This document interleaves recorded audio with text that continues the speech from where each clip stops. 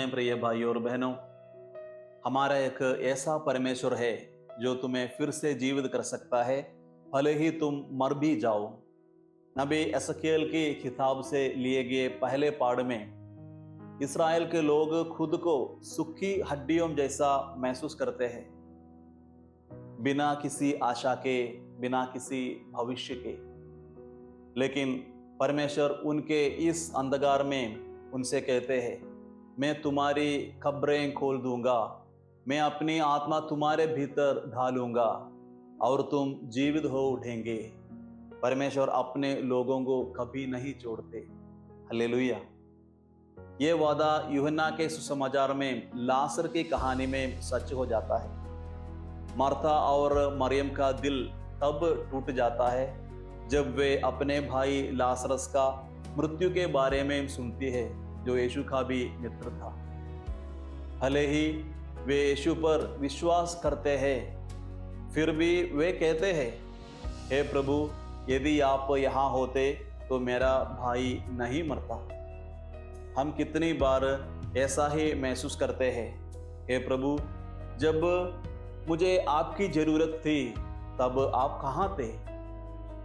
यहाँ हमें ये बात ध्यान में रखनी चाहिए कि मार्था और मरियम दोनों ही यीशु से बिल्कुल एक जैसे शब्द कहती है, हे प्रभु, यदि आप यहाँ होते तो मेरा भाई ना मरता।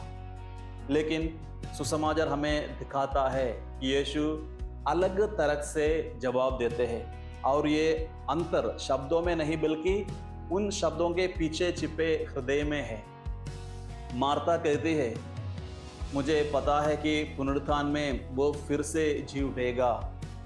वह भौतिक रूप से सोच रही थी, लेकिन मार्था की बात सुनने के बाद यीशु कहते हैं, मैं ही पुनरुत्थान और जीवन हूँ, और जो मुझ पर विश्वास करते हैं उन्हें अनंत जीवन मिलेगा। फिर भी यीशु तुरंत नहीं चले जाते, वे वहीं खड़े रहे। फिर मार्था मरियम के पास आती है और कहती है, गुरु तुम्हें बुला रहे हैं। वास्तव में एक बहाना था, क्योंकि यीशु ने मार्था से मरियम को बुलाने के लिए नहीं कहा था। मार्था जानती थी कि मेरी बहन कैसे प्रार्थना करती है और वह परमेश्वर के वचन को कितनी लगन से ग्रहण करती है। वह जानती थी कि यदि मरियम कहेगी तो यीशु अवश्य उसकी सुनेंगे। ये चीजें पहले भी हम देख सकते हैं। संत लूकस के सुसमाचार के 10वां अध्याय में 38 में हम पढ़ सकते हैं। मरियम प्रभु के चरणों में बैठकर उनकी शिक्षा सुनती थी। यीशु कहते हैं, मरियम ने उत्तम भाग चुन लिया है जो उससे छीना नहीं जाएगा। और जब मरियम यीशु के पास आती है तो पूरा दृश्य ही बदल जाता है। वो यीशु के चरणों में गिर पड़ती है, वो रोती है और वो उन्हीं शब्दों को दोहराती है, लेकिन वे कोई भौतिक कदम नहीं थे, वे तो हृदय की पुकार थे।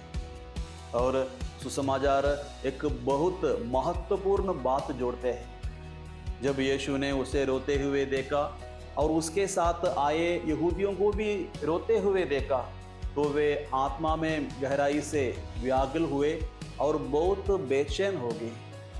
ये केवल शब्दों की बात नहीं थी, ये उसके आंसुओं का दृश्य था। मरियम बहस नहीं करती, वह कोई सफाई नहीं देती, वो केवल महसूस करती है, और यही बात यीशु को स्पर्श करती है। और यीशु गहराई से व्याकुल हो उठते हैं, क्योंकि वे किसी प्रियजन को खोने के दर्द को देखते हैं। इसलिए बस कुछ ही आयतों बाद हम धर्म ग्रंथ की सबसे छोटी और सबसे शक्तिशाली पंक्ति सुनते हैं, यीशु रोए। और यीशु उन दोनों से मिले।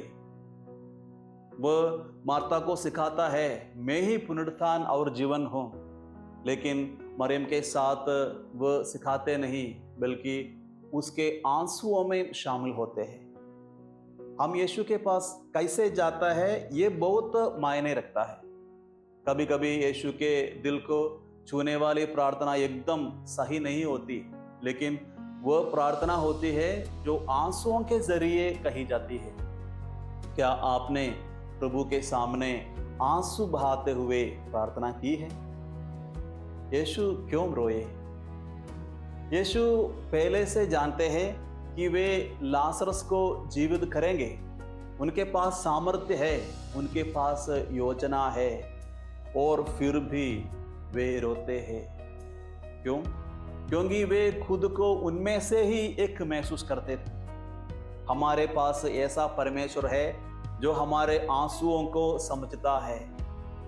ये कोई ऐसा दूर बैठा ईश्वर नहीं है जो हमारे कष्टों को देखता रहता और कुछ भी ना करे। तो दोस्तों, वह आपके जीवन के किसी भी पल में आपके लिए कुछ भी कर सकते हैं, और हम देखते हैं कि वह उनके साथ कब्र तक जाते हैं। लाजर को जीवित करने से पहले वह दूसरों से कहते हैं, पत्थर को हटा दो। परमेश्वर उसे चंगा करने और जीवन देने के लिए तैयार है, पर वे हमसे अपेक्षा करते हैं कि हम उस पत्थर को हटा दें जो हमें रोक रहा है। संत पौलुस रोमियो को लिखे अपने पत्र में हमें याद दिलाता है, वही आत्मा जिसने यीशु को मृतकों में से जिलाया आप में वास करती है। आपके आसपास नहीं, आपके नजदीक नहीं, बल्कि आपके भीतर। इसका अर्थ यह है कि पुनरुत्थान केवल वह चीज नहीं है जिसका हम इंतजार करते हैं, बल्कि ये वह चीज है जिसे अनुभव करने के लिए हमें अभी भी आमंत्रित किया जाता है। आइए हम अपने आप से पूछे, मेरी कब्र कहाँ है? मैंने क्या दफना दिया है? क्या आपने अपने सपनों को दफना दिया है? क्या आपने अपनी आशा खो दी है? यदि आपको ये एहसास हो जाए कि वही आत्मा आपके भीतर वास करती है, तो सब कुछ संभव है। लोग मानते थे कि पुनरुत्थान समय के अंत में होगा, जब व्यक्ति मर जाता है।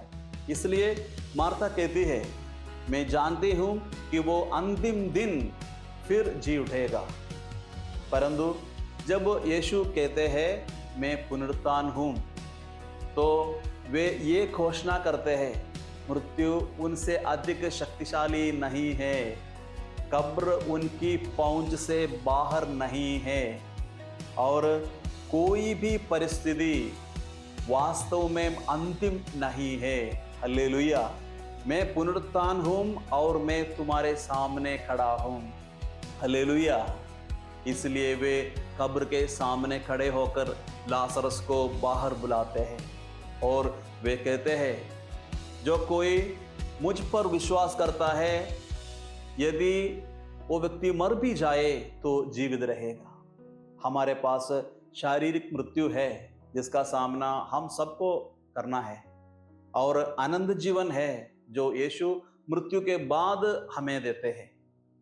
मृत्यु शरीर को छू सकती है, परंतु उस जीवन को नष्ट नहीं कर सकती जो यीशु देते हैं। मैं पुनरुत्थान हूँ का अर्थ है मैं जीवन का स्रोत हूँ। इसलिए वे मार्था से पूछते हैं, क्या तुम इस पर विश्वास करती हो?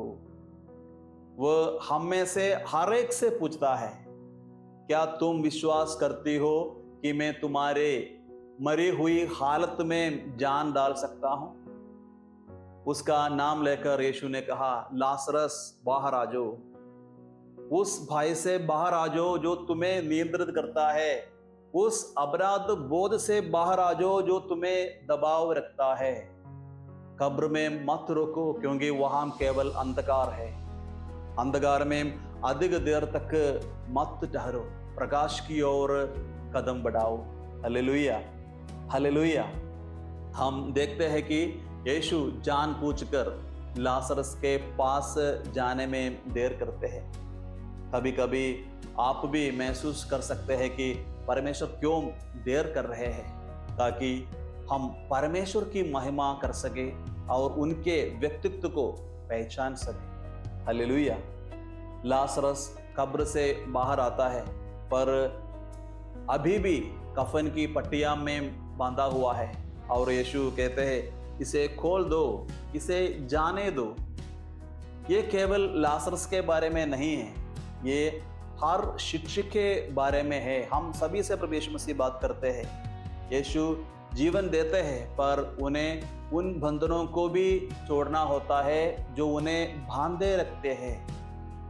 ऐसी बहुत सी बातें हैं जो हमें यीशु के पास आने से रोकती है। सिर्फ एक सप्ताह के बाद यीशु क्रूस पर मरने वाला है। वे स्वयं को बचा सकते थे, पर उन्होंने ऐसा नहीं किया। कभी कभी लोग कहते हैं, तुम्हारा परमेश्वर तुम्हें कैसे बचाएगा जो स्वयं को नहीं बचा सकता। जो लोग उन्हें नहीं जानते वे ऐसे ही तर्क करते रहेंगे। हम उनके लिए केवल प्रार्थना ही कर सकते हैं। मार्था से वह यह नहीं कहते, मैं तुम्हारे पुनरुत्थान दूंगा, बल्कि वे कहते हैं, मैं ही पुनरुत्थान हूँ। मृत्यु का यीशु पर कोई अधिकार नहीं है। इसलिए परमेश्वर ने मानव जाति के उद्धार की योजना इस प्रकार बनाई। हालेलुया, परमेश्वर के धन्यवाद होवे। हालेलुया। आइए हम प्रार्थना करें कि हम उन पास्का रहस्यों को समझ सके जो परमेश्वर ने हम पर प्रकट किए हैं। आमीन।